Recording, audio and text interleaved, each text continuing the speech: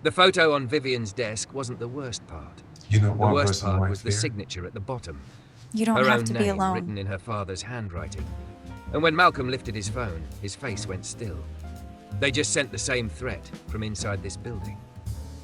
Before we dive in, make sure to hit subscribe, tap like, and share this video. The more voices we reach, the louder these stories become. And drop your city in the comments. Let's see where love finds us. The conference room smelled like espresso and polished wood. Money pretending it was just professional. Vivian Ashford sat straight-backed at the glass table, legs crossed, fingers folded over a leather portfolio she didn't need to open. Her posture was a habit she'd learned the same way she'd learned to smile without showing too much teeth. Survival. She looked like the kind of woman people assumed had never needed to survive anything. Thick, curvy, and unmistakably sensual even in business armor, she wore a fitted cream blazer over a forest green dress that hugged her waist and softened over her hips. Honey blonde waves fell in glossy lengths to her collarbone. Her hazel eyes held a sharpness that could slice through a room, and her lipstick was a controlled, confident red, one that said, "Don't mistake softness for weakness." Across from her, her father watched the door. Leonard Ashford, founder, chairman, and the kind of man who spoke in verdicts, rested his hands on the table like it belonged to him because everything did. "Next candidate," he said. Vivian already knew the name. Malcolm Cole. The folder in front of her said, Director of Operations. 10 years of turning chaos into systems, a portfolio that looked like miracles on spreadsheets, references that used words like steady, principled, relentless. Vivian's plan was simple, a polite interview, a clean rejection, and no new variables in a life already full of them. Then the door opened. Malcolm walked in and the room quietly recalibrated. He was tall, 6'2" at least, with broad shoulders and a lean, work-strong build that didn't come from vanity. Deep brown skin, close-cropped hair, a neat beard that framed a calm mouth. His charcoal suit fit him like he respected himself too much to wear anything sloppy. He carried a slim notebook, not a laptop, like he didn't need props to prove he belonged. And his eyes, warm brown, steady, met Vivian's without flinching, without trying to win. Just present. "Miss Ashford," he said, voice low and even. "Mr. Ashford, thank you for having me." Vivian stood because manners were armor. Their handshake was quick, professional, yet she felt heat in the contact, and it annoyed her that her body noticed first. "Mr. Cole," she replied, "please sit." He sat with the quiet confidence of someone who'd been underestimated enough times to stop trying to argue with it. That alone pricked something in Vivian, something she'd name out loud. Leonard leaned back. "We're a growing firm," he began. The way he began everything, like growth was something he could claim as personal character.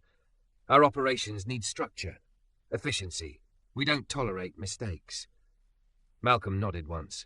"Neither do I." The interview moved like a chess match. Vivian asked about process improvements. Malcolm answered with clear frameworks. How to reduce client churn without burning staff out. How to build escalation pathways that didn't become blame funnels. How to restructure vendor payments so nobody had to beg for accuracy. He didn't talk in buzzwords. He talked like someone who'd been in the trenches, watching good people drown under bad systems, and decided he'd rather fix the river than hand out towels. Vivian should have been relieved. Competence was safe. Instead, she felt seen. Leonard's gaze sharpened. "Your background is varied," he said, flipping the pages like the paper might reveal a flaw if he pressed hard enough. "Non-profits, public sector, then private. You've moved around." "I moved toward impact," Malcolm said. Leonard's mouth curled faintly. "Impact is a pretty word. We deal in results." Malcolm didn't bristle. "Then we speak the same language." Vivian watched her father's jaw set, that tiny tightening that meant he'd met someone he couldn't bend with a casual comment. Leonard tried another angle. "I'll be direct. This isn't a charity. People with complicated histories can struggle here. Our clients are demanding." Malcolm held his gaze. "My history isn't complicated," he said softly. "It's earned." Vivian's pulse jumped. It wasn't what he said. It was how he said it. No apology, no aggression. Just truth laid flat on the table like a document with the signature already dry. For a moment, Leonard looked like he wanted to push. Then he smiled. The kind of smile he used when he decided to play the long game. "Tell me about a time you failed," Leonard said. Malcolm didn't rush. I took a role early in my career where the culture was broken. I believed I could outwork dysfunction. I didn't understand that you can't fix rot without leadership willing to cut it out. I stayed too long. People burned out. And I learned a rule. Effort can't replace integrity at the top. Vivian's throat tightened. The words hit too close to places she kept locked. Leonard tapped his pen. So you left. I chose myself, Malcolm corrected, and I chose not to become like them. Vivian felt her heart do a small, traitorous thing, like it recognized something it had been starving for. The rest of the interview was clean. Malcolm answered everything. Leonard found nothing obvious to dismiss. Vivian asked one last question, careful to keep her voice neutral. Why us? She said. Malcolm glanced at the glass walls of the office, the city beyond, the quiet tension hanging in the air like a perfume nobody admitted to wearing. Because I can tell you've built something powerful, he said. And I can also tell it's heavy to carry alone. Vivian's fingers tightened around her pen. I'm not alone, she said automatically. His eyes held hers, not invasive, not pitying, just steady. You don't have to be, he said. Something in her chest flinched like a bruise touched too directly. Leonard stood. We'll be in touch. Malcolm rose, offered a polite nod, and turned to leave. At the door he paused, as if remembering something. He looked back at Vivian. Miss Ashford, he said, thank you for asking real questions. Then he left. When the door clicked shut, the room felt louder without him. Leonard exhaled like he'd been holding it. He's good. Vivian stared at the empty chair. He's capable. Leonard's eyes narrowed. Don't use that tone. Vivian blinked. What tone? The one where you start believing men like him are rare, Leonard said, voice low. They're not. They're replaceable. The sharpness in her stomach turned into heat. You don't even know him. Leonard's gaze hardened. I know enough. Vivian knew what he meant. She'd known it her entire life. The unspoken rules of what their family allowed, what their circles expected, what the Ashford name was permitted to attach itself to. She had obeyed those rules so long they'd started to feel like her own thoughts. Leonard folded his hands. We'll hire him, he said. We need the results, but you keep your distance. Vivian's head snapped up. Excuse me? Leonard's smile was thin. Don't be naive, Vivian. People will talk. You're a public face. He's optics. Her chest tightened, anger colliding with a strange shame. She hated that her father could still make her feel like a teenager asking permission to breathe. I can handle myself, she said. Leonard leaned in slightly, voice like a blade wrapped in velvet. Your mother handled herself too, he murmured. And look what it cost her. Vivian went still. Her mother's name, Heather, was rarely spoken and never used like a weapon. Vivian's lips parted, but no sound came. The air in her lungs turned heavy. Leonard sat back as if nothing happened. You'll onboard him, he said. You'll be professional, and you'll remember what you are. Vivian stared at him, trying not to show the crack. What I am, she echoed, voice carefully blank. Ashford, Leonard said. And Ashfords do not invite trouble into the family. That night, Vivian stood alone in her apartment, staring at her reflection in the dark window, her curves framed by city lights, her lipstick wiped off, her blazer tossed on a chair like a shed skin. The woman in the glass looked confident, untouchable, but Vivian's hands trembled when she poured herself a drink. Her best friend Kelsey called as if she'd sensed it. Interview done? Kelsey asked. Yes. And? Vivian hesitated. He's impressive. Kelsey laughed. Oh, that kind of impressive? Vivian's stomach flipped, annoyed at how quickly her body betrayed her. Don't do that. I'm doing nothing. I'm asking, is he fine? Vivian closed her eyes. Fine wasn't the word. Fine was safe. He's competent, Vivian said sharply. Kelsey made a sound. Girl, that's not a no. Vivian's throat tightened. She thought of Malcolm's voice, his steady gaze. The way he'd said you don't have to be alone like it was a simple fact, not a risk. Her father's words echoed behind it. Optics. Trouble. Remember what you are. Vivian's chest filled with panic she didn't want to own, so she did what she always did. She grabbed the ugliest sentence she could find and used it like a shield. A black man could never be my husband, she said, too fast, too hard, like if she said it first, it couldn't hurt her later. Silence. Kelsey's voice softened. Vivian swallowed. It's not like that.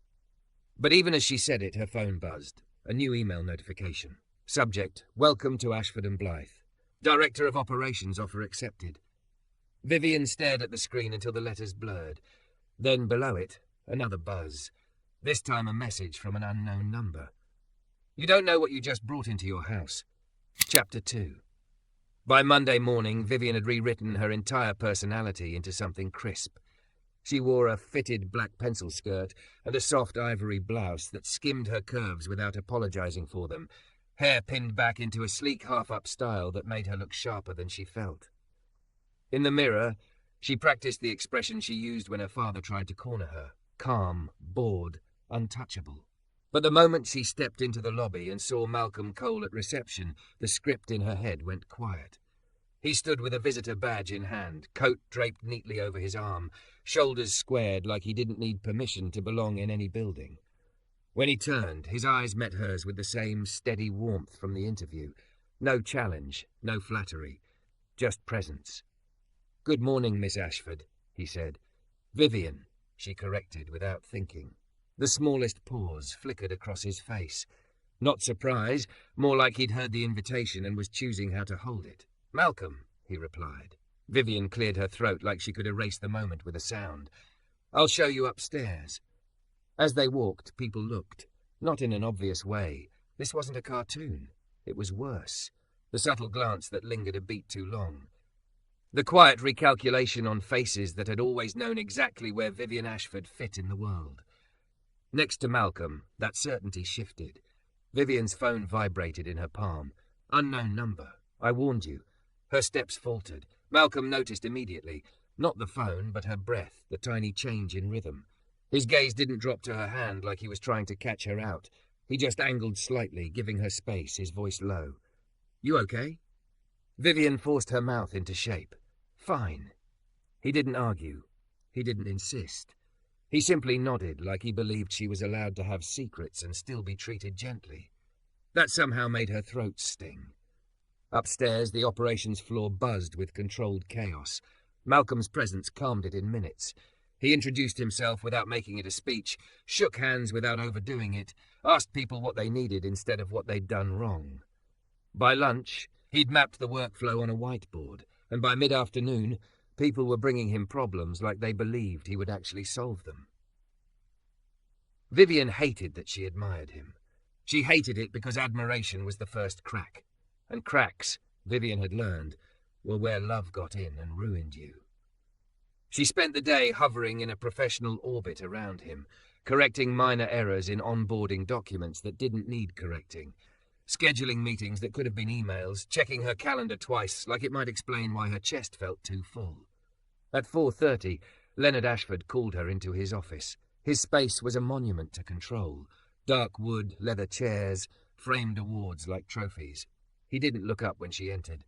"Sit," he said. Vivian sat. Leonard slid a folder across the desk. "Client feedback from last quarter. We lost 2 accounts because our operational turnaround times are sloppy." Vivian frowned. "That's not accurate." Leonard held up a finger. "This isn't about being accurate, it's about being believable." Vivian's stomach tightened. "What are you doing?" Leonard leaned back. "What I do best, protecting what's ours." She stared at the folder, then back at him. "You're setting Malcolm up to fail." Leonard's eyes cooled. "Don't make this about him." "It is about him," Vivian snapped, then immediately softened her tone because anger was a language her father used better than she did. "You hired him because he's good. Let him fix it." Leonard's mouth twitched. "He can fix plenty," he said. "Just not you." Vivian went still. Leonard's gaze sharpened like he'd found the soft underbelly. "I saw the way you looked at him. Don't insult me by pretending you didn't." Vivian's cheeks burned. "I'm onboarding a director, that's all." Leonard's voice dropped. "You're Ashford. You don't get to be all. People will assume, and assumptions become headlines." Vivian stood. "I'm not doing this with you." Leonard's tone didn't rise. It didn't have to. "Then you'll do it with the board. They already asked why we put him in a leadership role so quickly. They're nervous." "Nervous about what?" Vivian shot back. "A competent black man?" Leonard's jaw tightened. "About what he represents." Vivian's hands curled at her sides. She wanted to throw something. Instead, she forced her voice into icy precision. "You mean about what it makes you feel?" Leonard's eyes flashed. "Watch your mouth." Vivian took a breath, steadying. "I'm leaving," she said.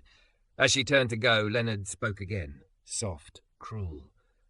Your mother said you could choose your own life too, he murmured, until she learned the world doesn't forgive women who choose wrong. Vivian froze with her hand on the door. She left without answering because if she opened her mouth, something would break that couldn't be put back together. She walked straight to the operations floor, heart pounding, and found Malcolm in a glass meeting room, sleeves rolled up, marker in hand, explaining a new escalation ladder to 3 managers. He wasn't performing, he was building. When he finished, the managers filed out, looking lighter than they'd arrived. Malcolm capped the marker and turned, then paused when he saw Vivian's face. What happened? He asked. Vivian tried to speak. Her throat refused. Malcolm didn't move closer. He stayed where he was, giving her the dignity of space. Do you want to sit? He asked. Vivian hated how quickly her eyes burned. She swallowed, then sat in the chair like her legs weren't fully hers. I got a message, she said, voice quiet. Malcolm's eyes narrowed slightly. A threat? Vivian nodded. Unknown number, twice now. He exhaled slowly. Show me. She hesitated, then slid her phone across the table. Her fingers shook just enough that she hoped he wouldn't notice. He read the texts. His expression didn't change, but something sharpened behind his eyes, an alertness that made him look like someone who had learned how to survive danger without advertising fear. He slid the phone back. Do you know who it is? No. Vivian's laugh came out brittle. But my father. She stopped. Her pride tried to stand in front of the truth like a shield. Malcolm waited, not pushing. Not rescuing, just waiting. Vivian's chest tightened with something like relief. He doesn't like this, she admitted. Me working closely with you being here, everything. Malcolm's gaze stayed steady. This isn't the first time I've walked into a room and become a problem just by existing. Vivian flinched. I didn't mean... I know you didn't, he said softly. That's why I'm still sitting here. The words landed like a hand on her shoulder, warm, grounding, and terrifying. Vivian looked down at her own hands, at the pale knuckles. I said something stupid, she whispered. Malcolm didn't blink. What did you say? Her stomach twisted. She wanted to lie. She wanted to pretend she'd never spoken the sentence that still tasted ugly in her mouth. Instead, she forced it out. I told my friend a black man could never be my husband. Silence filled the room. Vivian's face burned with shame. I didn't say it because I believe it, she rushed, voice cracking. I said it because I was scared, because it felt safer to say the worst thing first than to admit I... She swallowed hard. I didn't even know you, and I could feel things shifting. Malcolm stared at her for a long moment, and Vivian braced for disgust. He didn't give her that. He gave her truth. That sentence, he said quietly, is the kind of sentence people have used to lock doors on me my whole life. Vivian's eyes stung. I know. You didn't know, Malcolm corrected gently. You're starting to. Vivian pressed her palm against her sternum like she could hold herself together by force. I'm sorry, she said, and it wasn't polished. It wasn't pretty. It was raw. Malcolm's voice softened, but his boundaries stayed firm. An apology matters, he said, but what matters more is what you do next. Vivian nodded. Tell me.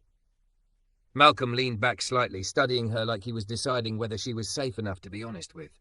First, he said, don't let anyone, including your father, use me as a lesson for you. Vivian blinked. What? He held her gaze. If you're going to change, change because you mean it, not because you're angry at him, not because you're lonely, not because you want to prove something. Vivian's throat tightened. And second? Second, Malcolm said, voice steady. Don't ask me to shrink so you can feel comfortable growing. Vivian's breath caught. She nodded again, slower this time. Outside the glass, someone laughed. Phones rang. The world kept moving. Inside, Vivian felt like she'd stepped into a place where every lie she'd used to survive was being quietly dismantled. Her phone buzzed again on the table, making her flinch. Unknown number. Malcolm's eyes flicked to it. Read it, he said. Vivian's fingers trembled as she picked up the phone. The message was short. We have pictures. Vivian's blood ran cold. Pictures of what? Malcolm's gaze sharpened. Of you, he said, calm but deadly serious, standing next to me.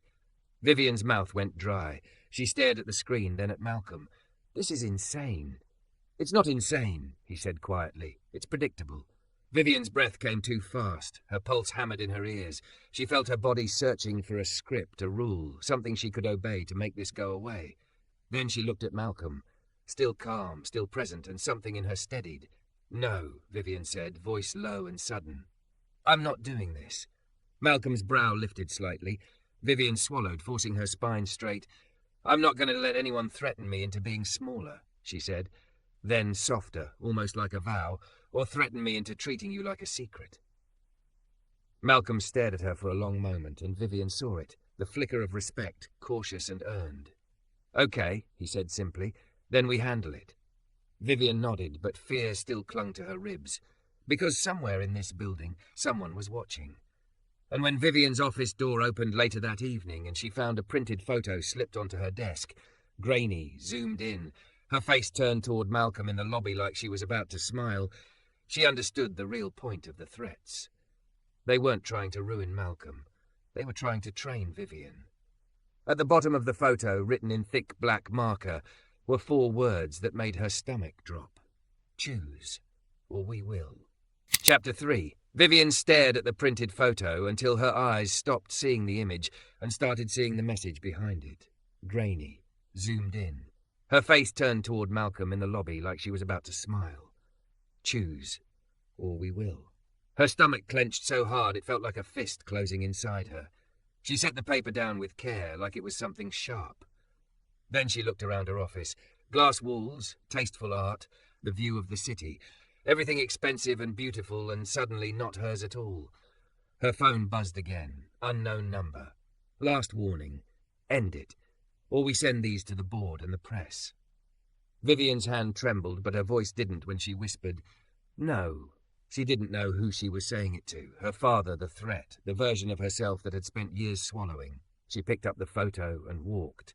Malcolm was still on the operations floor, alone now, jacket on, laptop closed, the lights above him reflecting off the glass like a second world.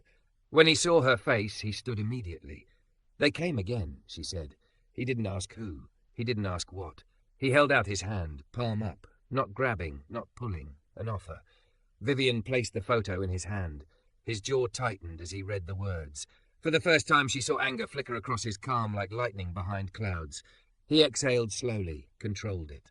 "Okay," he said. "We do this right." Vivian swallowed.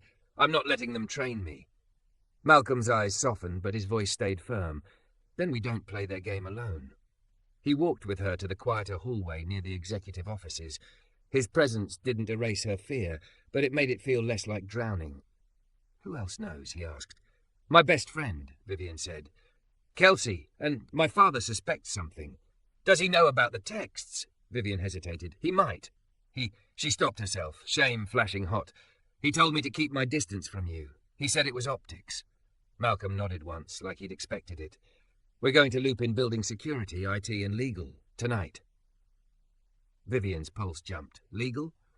"I'm not letting anybody frame you into silence," Malcolm said quietly, "and I'm not letting anybody use my existence as leverage."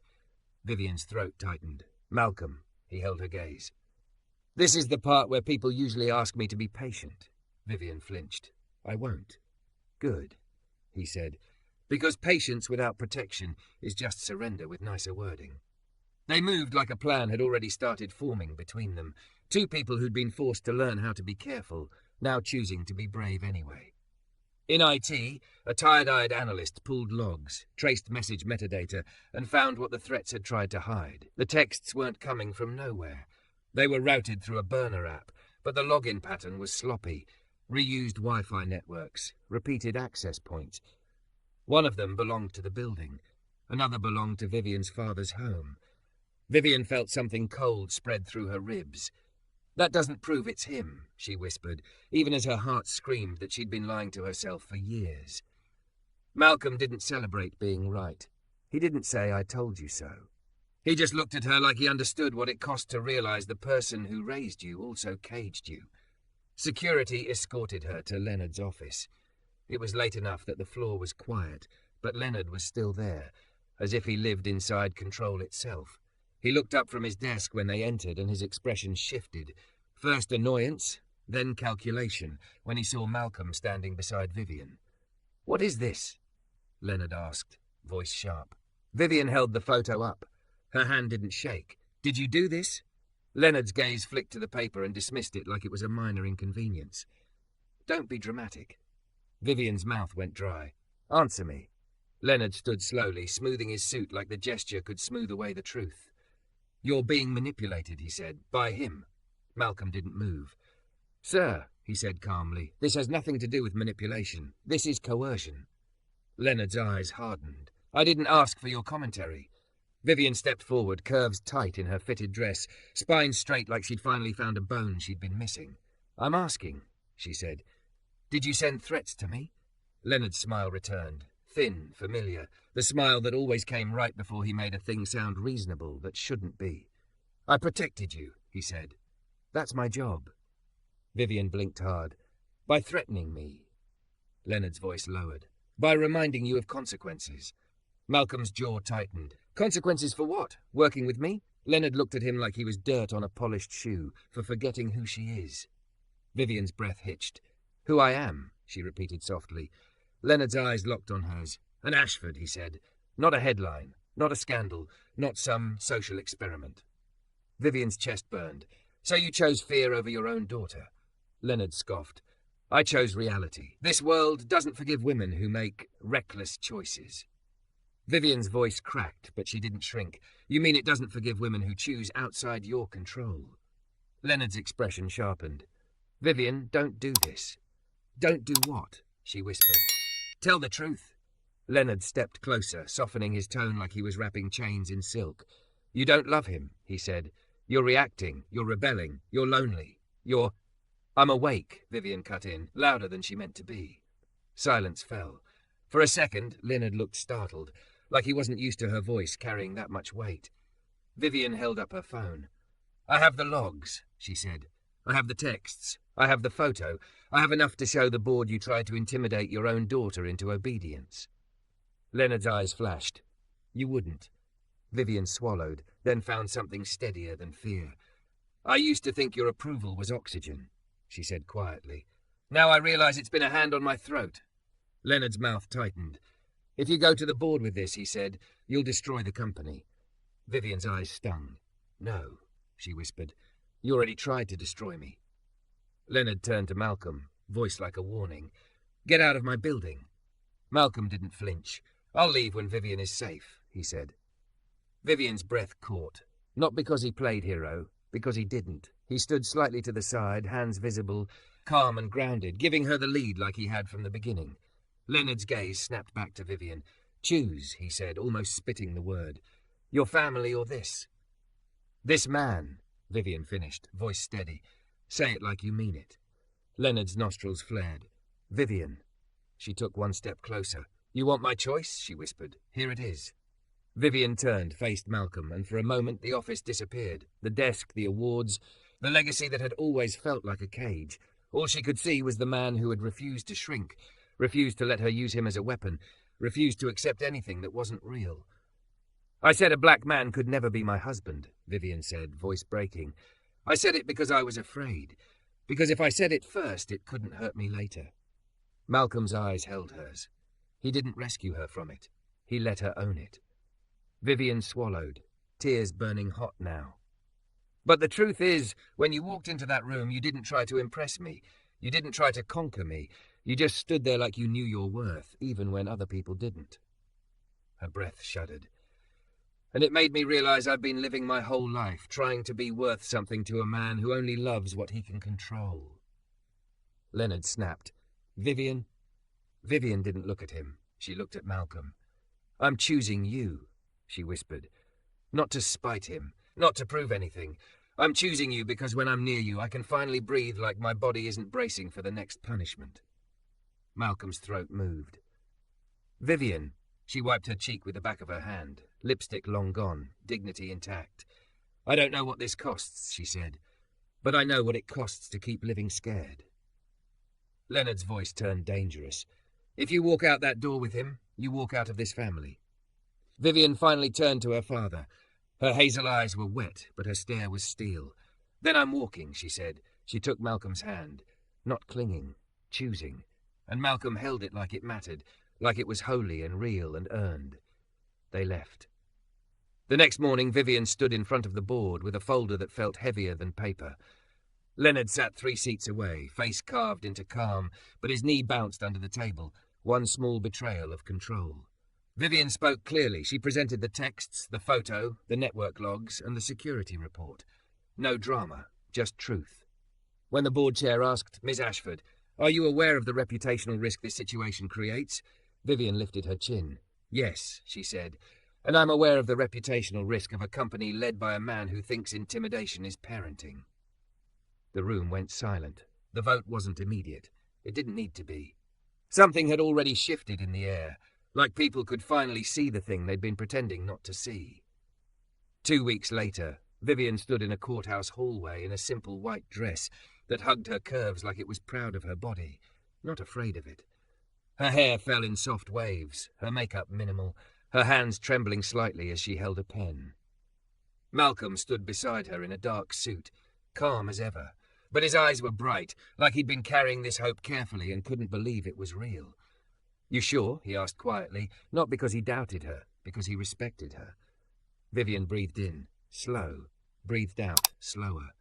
"I've never been this sure," she whispered. Inside, the clerk slid the documents across. Vivian stared at the blank line where her old name belonged. For a moment she saw her father's office, the threats, the photo. The word "choose" written like a command. Then she looked at Malcolm's hand, open beside hers. Vivian picked up the pen, and with one steady stroke she wrote, "Vivian Cole."